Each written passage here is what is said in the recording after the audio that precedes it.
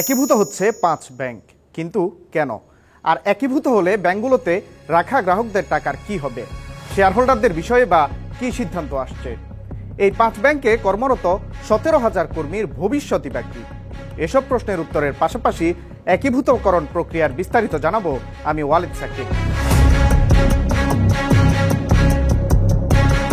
বাংলাদেশের আর্থিক খাতে সম্ভবত সবচেয়ে কলঙ্কজনক অধ্যায় ছিল বিগত সরকারের ১৫ বছর। রাজনৈতিক বিবেচনায় একের পর এক ব্যাংকের অনুমোদন দেওয়ার পর সরকারের চোখের সামনে চলতে থাকে অবাধ লুটপাট। চটপটি ফুচকার দোকানের নামেও দেয়া হয় শত শত কোটি টাকার ঋণ। সবচেয়ে আশ্চর্যের বিষয় হলো, এগুলো দেখভাল করার দায়িত্ব থাকলেও উল্টো অনিয়মগুলো জনসমক্ষে আসতে বাধা দেয় খোদ নিয়ন্ত্রক সংস্থা বাংলাদেশ ব্যাংক। ফলাফল হিসেবে অনেক ব্যাংক দেউলিয়া হওয়ার পথে চলে যায়। তবে বিগত সরকার সেই পথও বন্ধ করে রাখে, বরং জনগণের করের টাকায় মূলধনের যোগান দিয়ে ব্যাংকগুলোকে দেউলিয়া হওয়া থেকে রক্ষা করে। এখন আমানতকারীদের স্বার্থ রক্ষার বিষয়টিকে সামনে এনে সবচেয়ে দুর্বল হয়ে পড়া শরিয়া ভিত্তিক ৫টি ব্যাংকে একীভূত করার উদ্যোগ নিয়েছে সরকার। যে তালিকায় আছে এক্সিম ব্যাংক, সোশ্যাল ইসলামী bank, union bank, first security ইসলামী ব্যাংক ও গ্লোবাল ইসলামী ব্যাংক। কিভাবে একীভূত হবে ৫ ব্যাংক? ২ বছরের জন্য ব্যাংকগুলোর মালিকানা নিজের হাতে নেবে সরকার।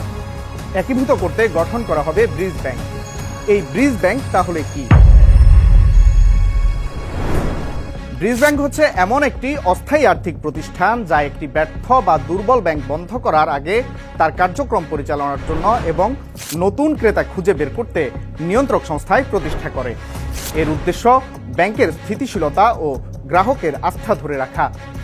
এই ব্যাংকটি নির্দিষ্ট সময়ের জন্য ব্যর্থ ব্যাংকের সম্পদ ও দায়িত্ব গ্রহণ করবে। এর লক্ষ্য হবে গ্রাহকের আমানত ও সেবার ধারাবাহিকতা ঠিক রাখা। ব্রিজ ব্যাংকটির নাম কি হবে? এখন পর্যন্ত যতটুকু জানা যাচ্ছে, এই ব্যাংকের নাম হবে সম্মিলিত ইসলামিক ব্যাংক।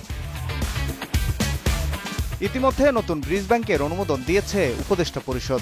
বাংলাদেশ ব্যাংক এর জন্য লাইসেন্স দেবে। প্রতিষ্ঠানটির প্রধান কার্যালয় হবে মতিঝিলে কেন্দ্রীয় ব্যাংকের পাশেই সেনা কল্যাণ ভবনে। ব্যাংকটির পরিচালনা পর্ষদে সরকারি কর্মকর্তা ও অভিজ্ঞ ব্যক্তিরা থাকবেন। চেয়ারম্যানের দায়িত্ব পালন করবেন সাবেক কোনো অভিজ্ঞ ব্যাংকার। জনগণের কত টাকা খরচ হবে? এই নতুন ব্যাংক প্রতিষ্ঠায় ২৫,০০০ কোটি টাকার মূলধন যোগান দেবে সরকার, যা মূলত আমার আপনার পকেট থেকে নেয়া করের টাকা। বিগত সরকারের ঘনিষ্ঠ ব্যক্তিরা এই ৫ ব্যাংক থেকে জনগণের আমানতের টাকা লুটপাট করেছিলেন। এখন সেই ক্ষতি পুষিয়ে দিতে আবার জনগণের পকেট থেকেই টাকা নিয়ে এসব ব্যাংকে দেয়া হচ্ছে। একীভূত করার অগ্রগতি কতটা? ইতিমধ্যেই ব্যাংকগুলো একীভূত করার প্রক্রিয়া শুরু করেছে বাংলাদেশ ব্যাংক। ৫ ব্যাংকে নিয়োগ দেওয়া হয়েছে প্রশাসক। এরা হলেন বাংলাদেশ ব্যাংকের ৩ জন নির্বাহী পরিচালক ও ২ পরিচালক।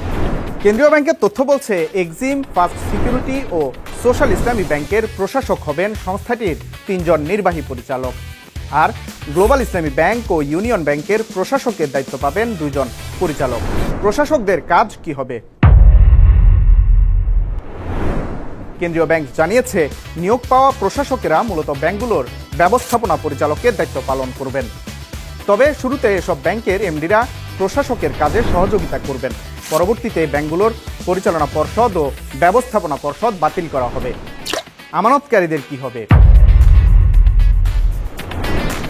এসব ব্যাংকে যারা টাকা রেখেছেন তাদের সুরক্ষায় ইতিমধ্যে একটি পেমেন্ট স্কিম তৈরি করেছে বাংলাদেশ ব্যাংক। টাকা ফেরত পাওয়ার ক্ষেত্রে অগ্রাধিকার পাবেন আমার আপনার মতো ব্যক্তি আমানতকারীরা। তবে ডিপোজিটর ইন্স্যুরেন্সের আইন অনুযায়ী যত টাকায় ব্যাংকে জমা থাকুক না কেন, প্রাথমিকভাবে ২ লাখ টাকার বেশি পাওয়া যাবে না। এই টাকা ফেরত পেতেও লাগতে পারে অন্তত ২ মাস। অন্যদিকে যেসব প্রতিষ্ঠান এসব ব্যাংকে টাকা জমা রেখেছেন, তারা নগদ টাকা ফেরত পাওয়ার পরিবর্তে নবগঠিত ব্যাংকের শেয়ার পেতে পারেন। শেয়ারহোল্ডারদের কি হবে? আমানতকারীদের সুরক্ষায় আইন থাকলেও শেয়ারহোল্ডারদের ক্ষতিপূরণ দেওয়ার বিষয়ে ব্যাংক কোম্পানি আইনে সুনির্দিষ্ট করে কিছু বলা নেই। লাইসেন্স বাতিল হওয়ার পর দেশের ২ শেয়ার বাজার ঢাকা ও চট্টগ্রাম স্টক এক্সচেঞ্জ থেকে ৫ ব্যাংকে তালিকাচ্যুত করা হবে। অর্থাৎ আইন অনুযায়ী শেয়ারহোল্ডাররা কোনো ক্ষতিপূরণ পাওয়ার কথা নয়। তবে বাংলাদেশ ব্যাংক বলছে, শেয়ারহোল্ডারদের বিষয়টি নিয়েও তারা ভাবছেন। পরবর্তীতে সিকিউরিটিজ অ্যান্ড এক্সচেঞ্জ কমিশনের সাথে এ বিষয়ে আলোচনাও হতে পারে। যদিও বিষয়টি সরকারের উপরই ছেড়ে দিচ্ছে কেন্দ্রীয় ব্যাংক। ব্যাংকগুলোর কর্মীদের কি হবে? আমানতকারীদের পর সবচেয়ে বড় যে উদ্বেগ তৈরি হতে পারে তা হলো এই 5 ব্যাংকে কর্মরত কর্মকর্তা কর্মচারীদের ভাগ্যে কি ঘটবে। এসব ব্যাংকে মোট কর্মকর্তা কর্মচারীর সংখ্যা 17,000। যদিও কেন্দ্রীয় ব্যাংক বলছে প্রাথমিকভাবে কোনো কর্মকর্তা কর্মচারীর চাকরি যাবে না। দেশের যেসব এলাকায় এই 5 ব্যাংকের কোনোটিরই শাখা নেই, সেই সব এলাকায় নতুন শাখা খুলে বর্তমান কর্মীদের কাজে লাগানো হতে পারে।